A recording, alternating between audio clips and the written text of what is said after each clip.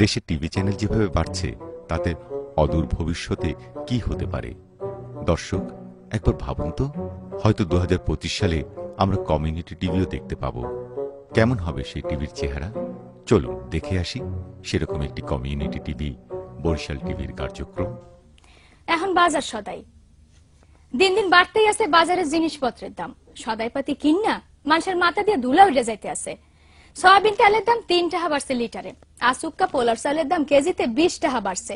সিঙ্গুর মাছ, ভেটকি মাছের দাম কিছুটা কমলেও মুরহার দাম বাড়ছে কেজিতে 5 টাকা। আর এইয়া লইয়া সাধারণ মানুষের মধ্যে ক্ষোভ বিরাজ করতে আছে। বাজার ঘোরাঘুরি কইরা রিপোর্ট করছে মিজান সবুজ। শেরশার আমলে বলে টাহায় 8 মণ চাল পাওয়া যাইত, আর বরিশাল চক বাজারে মোটা চাউলের কেজি 40 টাকা।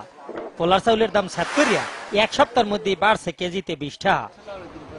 সোয়াবিন তেলের দাম লিটারে আবারও 3 টাকা বাড়ছে। এখন তো শীত শেষ হয়ে গেছে, এই লিগে সবজির বাজার একটু চেতা।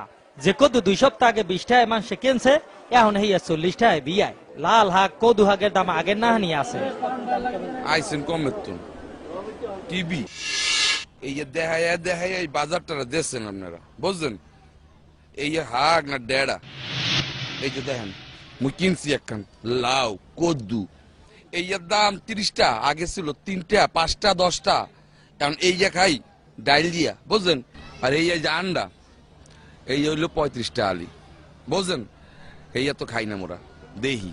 আপনারা যা হরতে আছেন দেশে তলাইছেন, আমরাও লোক আর কোন কথা না, টিভি দেখা যায়